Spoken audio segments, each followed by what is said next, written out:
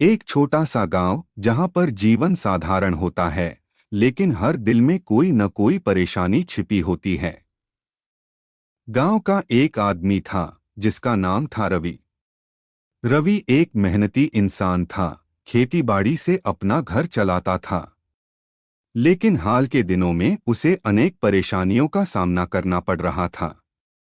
खेतों में सूखा पड़ गया था, आर्थिक तंगी थी और परिवार की जरूरतें बढ़ती जा रही थीं। रवि दिन रात मेहनत करता, पर हालात सुधरने का नाम नहीं ले रहे थे।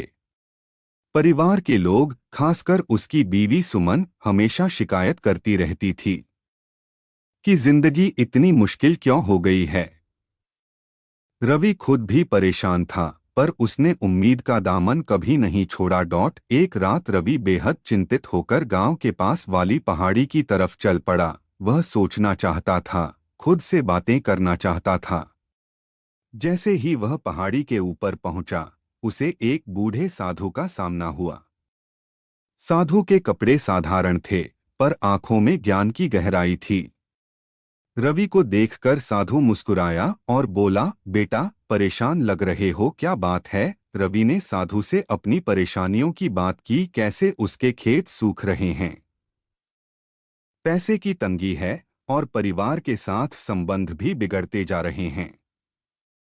उसकी आंखों में आंसू आ गए। क्या यह सब कभी ठीक होगा? साधु ने शांत स्वर में कहा, परेशानियां जीवन का हिस्सा हैं, लेकिन क्या तुमने कभी सोचा है कि इनका असली कारण क्या है? रवि ने हैरान होकर पूछा, क्या मतलब? साधु ने उसे एक कागज और एक लाल रेशमी धागा दिया।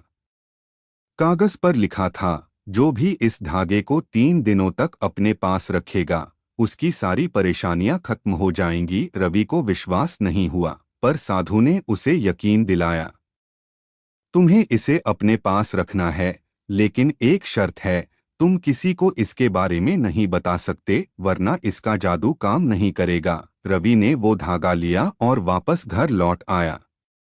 अगले 3 दिनों तक रवि के दिल में उम्मीद थी। वो धागा हमेशा उसके पास रहता और धीरे धीरे उसे महसूस होने लगा कि परेशानियां कुछ कम हो रही हैं। पहले दिन खेतों में अचानक बारिश हो गई, जिससे उसकी फसलें बच गईं।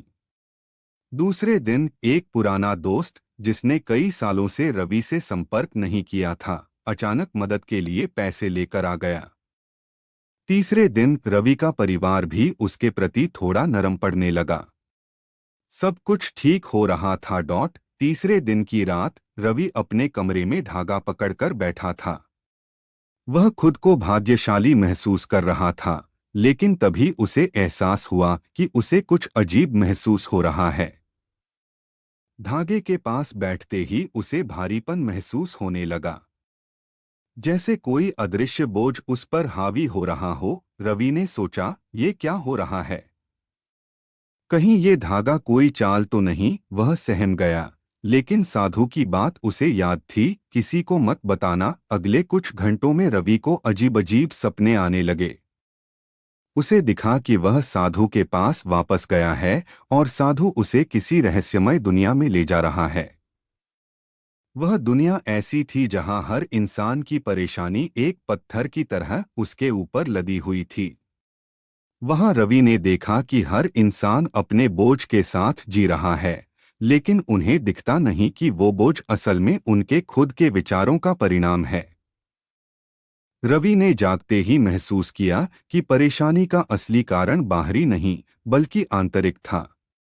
धागा कोई जादू नहीं कर रहा था, वह बस एक प्रतीक था, प्रतीक उस विश्वास का जो रवि ने खुद में पैदा किया था।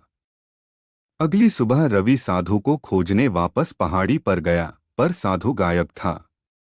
उसके स्थान पर सिर्फ एक संदेश लिखा था, परेशानियां तब तक बनी रहेंगी जब तक तुम उन्हें अपने दिल और दिमाग में जगह दोगे। विश्वास और प्रयास ही तुम्हारे असली साथी हैं। रवि समझ गया कि जिंदगी की परेशानियां बाहर से नहीं, अंदर से हल होती हैं। उसने धागे को गांव की नदी में बहा दिया और वापस घर लौटा। अब उसे एहसास हो गया था कि हर संघर्ष के पीछे एक सीख छिपी होती है। रवि ने फिर से मेहनत शुरू की, लेकिन इस बार उसकी सोच बदल गई थी। अब वह हर चुनौती को एक अवसर मानता था। धीरे धीरे उसकी जिंदगी में सुख और शांति आने लगी। रवि की यह कहानी हमें यह सिखाती है कि परेशानियां जीवन का हिस्सा हैं, लेकिन उन्हें हल करने का असली तरीका हमारी सोच और विश्वास में छिपा होता है। जब हम अपने भीतर के डर और संदेहों से लड़ते हैं, तो बाहर की मुश्किलें खुद ब खुद आसान हो जाती हैं।